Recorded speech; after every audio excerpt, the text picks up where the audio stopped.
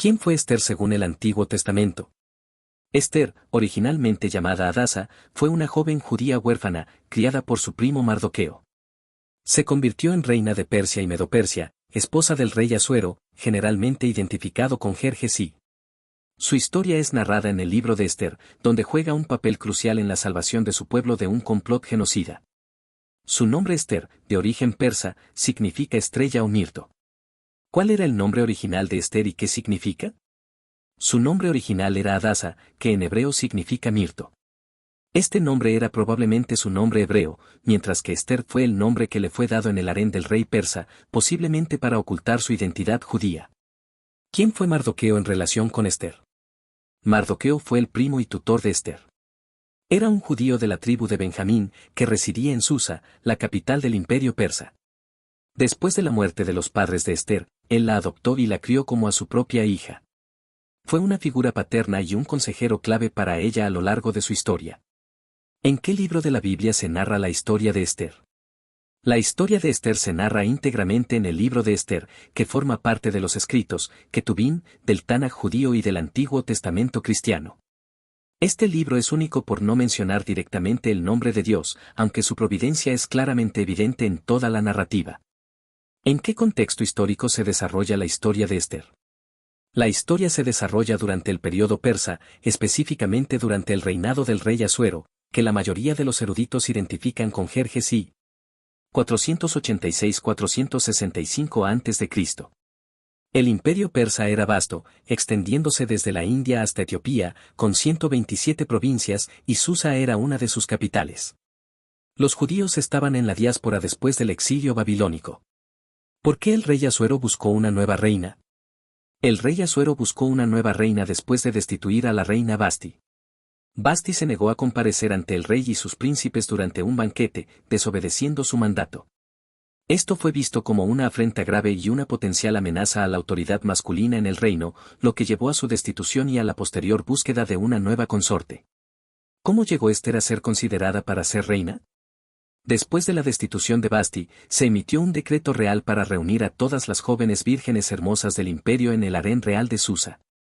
Ester, por su belleza, fue incluida entre estas jóvenes y llevada a la casa de Hegai, el eunuco encargado de las mujeres, para su preparación antes de ser presentada al rey.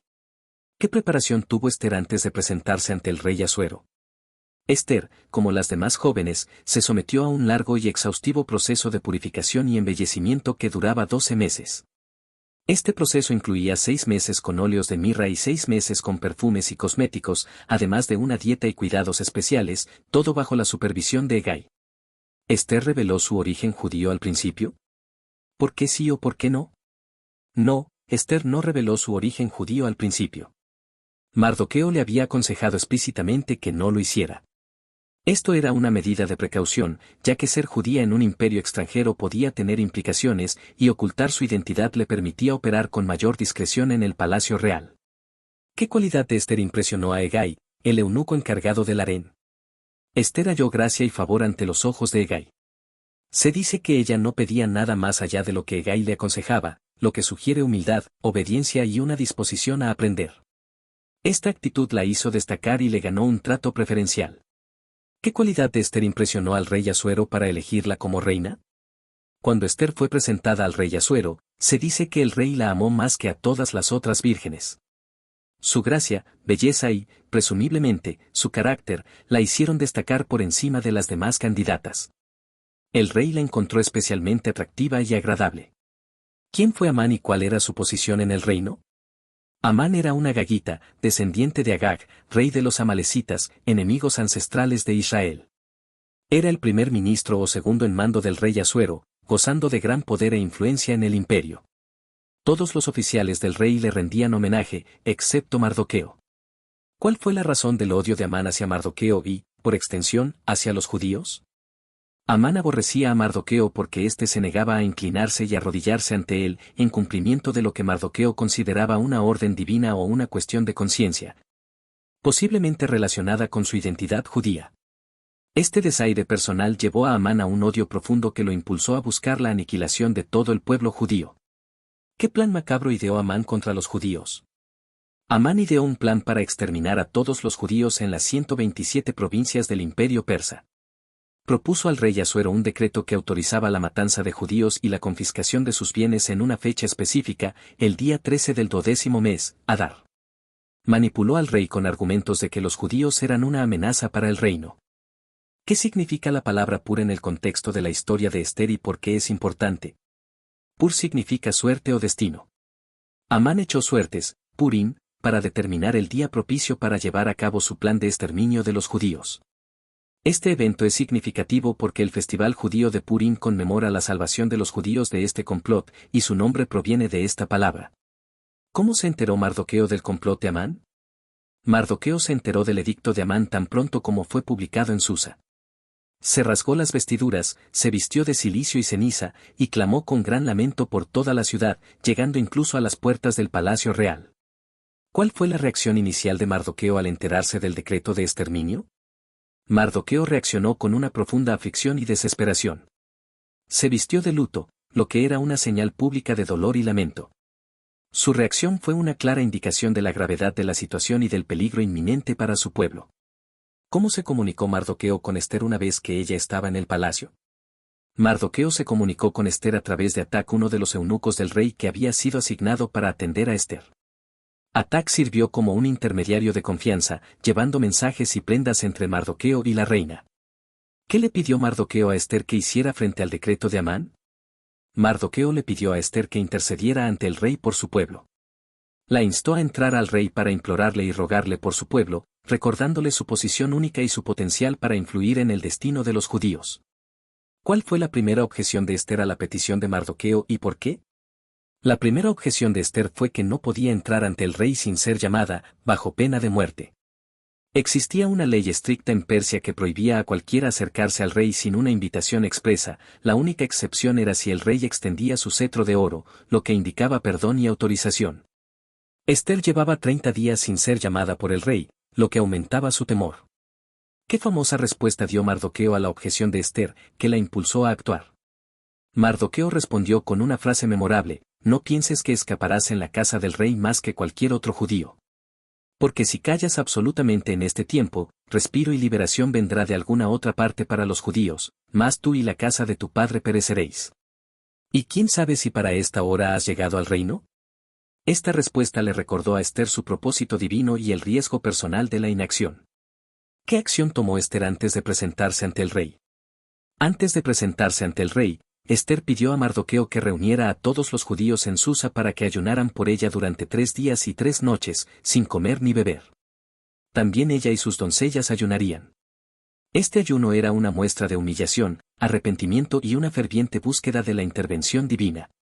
¿Cuál fue la declaración de Ester que muestra su valentía y determinación? Ester declaró: y así entraré al rey, lo cual no es conforme a la ley, y si perezco, que perezca. Esta frase es un testimonio de su coraje y su decisión de arriesgar su vida por su pueblo, confiando en la providencia divina. ¿Cómo reaccionó el rey Asuero cuando Ester se presentó sin ser llamada? Cuando Ester se presentó ante el rey en el patio interior del palacio, el rey Asuero extendió hacia ella el cetro de oro. Esto significó que la vida de Ester fue perdonada y que ella tenía permiso para acercarse y presentar su petición. ¿Qué ofreció el rey Asuero a Ester cuando la vio? El rey Asuero le preguntó a Ester qué deseaba, ofreciéndole hasta la mitad del reino. Esta oferta muestra el favor y el afecto que el rey sentía por ella. ¿Cuál fue la primera petición de Ester al rey y a Amán? En lugar de presentar su petición de inmediato, Ester invitó al rey y a Amán a un banquete que ella había preparado. Esta acción estratégica le permitió crear un ambiente propicio y manejar el tiempo para su revelación final. ¿Por qué Ester organizó 2 banquetes antes de revelar su petición? Ester organizó 2 banquetes por varias razones estratégicas. Primero, para aumentar la curiosidad del rey y Amán. Segundo, para establecer un ambiente de favor y confianza. Tercero, para dar a Amán más cuerda, permitiéndole regocijarse en su aparente éxito y su elevada posición, lo que haría su caída más impactante. También pudo ser una forma de asegurarse de que el rey estuviera de buen humor y más inclinado a conceder su petición. ¿Qué hizo Amán después del primer banquete que reveló su arrogancia? Después del primer banquete, Amán regresó a casa regocijado por el honor de haber sido invitado por la reina junto con el rey. Sin embargo, su alegría se amargó al ver a Mardoqueo en la puerta del palacio, quien nuevamente no se levantó ni se inmutó ante él. Esto lo llenó de ira y resentimiento. ¿Qué consejo le dieron a Amán su esposa Ceres y sus amigos después del primer banquete? Su esposa Ceres y sus amigos le aconsejaron a Amán que construyera una horca de 50 codos de altura, aproximadamente 25 metros, y que al día siguiente pidiera al rey permiso para colgar a Mardoqueo en ella. Antes de ir al segundo banquete de Ester. Esto demostraba la profundidad de su odio y su arrogancia. ¿Qué evento nocturno impidió que Amán llevara a cabo su plan de colgar a Mardoqueo? Esa misma noche, el rey Asuero no podía dormir. Pidió que le leyeran el libro de las crónicas, el registro de los anales del reino. Encontraron el registro de cómo Mardoqueo había revelado un complot para asesinar al rey, el complot de Bigtán y Teres. ¿Qué se descubrió en los anales del reino que benefició a Mardoqueo? Se descubrió que Mardoqueo había revelado la conspiración de Bigtán y Teres, dos eunucos que planeaban atentar contra la vida del rey Asuero. Sin embargo, no había recibido ninguna honra o recompensa por este acto. ¿Qué pregunta hizo el rey Asuero a Amán la mañana siguiente, sin saber que Amán venía a pedir la muerte de Mardoqueo? El rey Asuero preguntó a Amán, ¿qué se hará al hombre cuya honra desea el rey? Esta pregunta fue irónica, ya que Amán, pensando que el rey se refería a él mismo, dio la respuesta que sería la causa de su propia humillación. ¿Qué consejo dio Amán al rey sobre cómo honrar al hombre cuya honra desea el rey? Amán, asumiendo que el rey quería honrarlo a él, aconsejó que se vistiera al hombre con vestiduras reales, que lo montaran en el caballo del rey, que se le colocara una corona real, y que uno de los nobles más importantes, es decir, el propio Amán, lo condujera por la plaza de la ciudad, proclamando, así se hará al hombre cuya honra desea el rey. ¿Cuál fue la orden del rey Asuero a Amán después de recibir su consejo? Para horror de Amán, el rey le ordenó, apresúrate, toma las vestiduras y el caballo, como tú has dicho, y hazlo así con Mardoqueo, el judío que se sienta a la puerta del rey, no omitas nada de todo lo que has dicho. ¿Cómo se sintió Amán al tener que honrar a Mardoqueo públicamente? Amán se sintió humillado y avergonzado. Tuvo que llevar a cabo la honra a Mardoqueo con profunda reticencia y amargura, lo cual fue un golpe devastador para su orgullo y su posición. ¿Qué ocurrió durante el segundo banquete de Ester que fue el clímax de la historia? Durante el segundo banquete, el rey volvió a preguntar a Ester cuál era su petición. Ester finalmente reveló su identidad judía y expuso el complot de Amán para destruir a su pueblo. Ella clamó por su vida y la vida de su pueblo, identificando a Amán como el adversario y enemigo. ¿Cuál fue la petición final de Ester al rey durante el segundo banquete? Ester suplicó al rey, si he hallado gracia en tus ojos, oh rey, y si plaís al rey, séame dada mi vida por mi petición y mi pueblo por mi súplica. Porque hemos sido vendidos, yo y mi pueblo, para ser destruidos, para ser muertos y exterminados. ¿Cómo reaccionó el rey Asuero al enterarse del complot de Amán y la identidad de Ester? El rey Asuero se levantó de la mesa furioso y salió al jardín del palacio. La revelación de que su propia reina era judía y que Amán había planeado su exterminio lo llenó de ira y consternación por haber sido engañado y por la magnitud de la traición. ¿Qué destino le esperaba a Amán al final de la historia? Cuando el rey regresó del jardín, encontró a Amán postrado sobre el diván donde estaba Ester, suplicando por su vida. Uno de los eunucos mencionó la horca que Amán había preparado para Mardoqueo. El rey ordenó que colgaran a Amán en la misma horca que él había preparado para Mardoqueo. ¿Qué sucedió con la casa de Amán después de su ejecución? La casa de Amán, sus bienes y propiedades, fueron entregados a la reina Ester. Ester, a su vez, puso a Mardoqueo a cargo de ellos. Esto significó un cambio radical en la fortuna y el poder.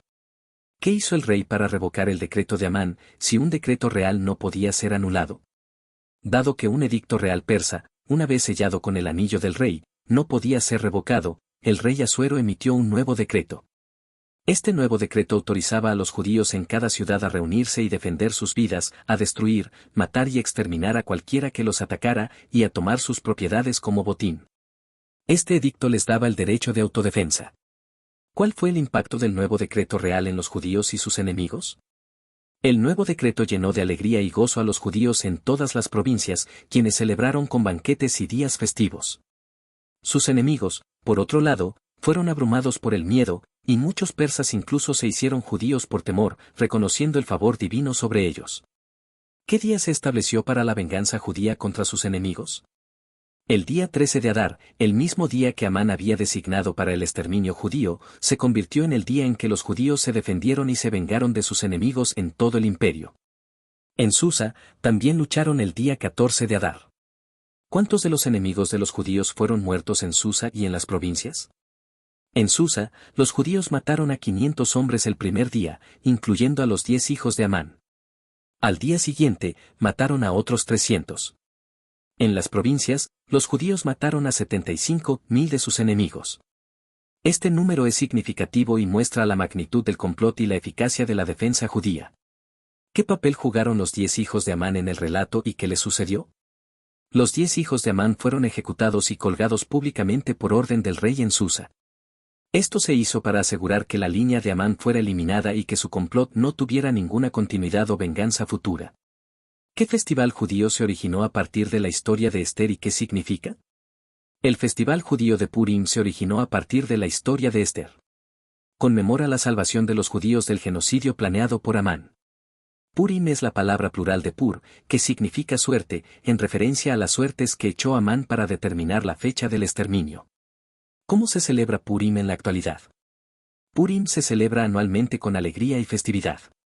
Las observancias incluyen la lectura pública del libro de Esther, el intercambio de regalos de comida y bebida, donaciones a los pobres y comidas festivas. A menudo se disfrazan y celebran con gran regocijo. ¿Cuál es el significado teológico principal del libro de Esther, a pesar de no mencionar a Dios directamente? El libro de Esther es un testimonio poderoso de la providencia divina. Aunque el nombre de Dios no se menciona explícitamente, su mano se ve claramente en cada giro de los acontecimientos, desde la elevación de Esther a reina, el insomnio del rey, hasta el descubrimiento del complot de Mardoqueo y la inversión de la suerte de los judíos. Demuestra que Dios obra a través de eventos aparentemente fortuitos para proteger a su pueblo. ¿Qué lecciones se pueden extraer de la historia de Esther para la vida moderna? La historia de Esther ofrece varias lecciones. Valentía y acción, la disposición de Esther a arriesgar su vida por su pueblo. Providencia divina, la creencia de que Dios tiene un plan y obra en los detalles más pequeños de la vida. Responsabilidad personal, la llamada de Mardoqueo a Esther sobre su papel único, y quién sabe si para esta hora has llegado al reino. Resistencia contra la opresión, la defensa del pueblo judío frente al antisemitismo y el genocidio. La lucha entre el bien y el mal, el triunfo final de la justicia sobre la maldad de Amán. ¿Cuál fue el legado final de Esther y Mardoqueo en el imperio persa? Esther permaneció como reina y Mardoqueo fue elevado a una posición de gran poder y autoridad, convirtiéndose en el segundo después del rey Asuero. Se dice que Mardoqueo buscó el bienestar de su pueblo y habló paz a toda su descendencia, asegurando la seguridad y la prosperidad de los judíos en el imperio. Su legado fue la preservación del pueblo judío y la institución de la fiesta de Purim para recordar su salvación.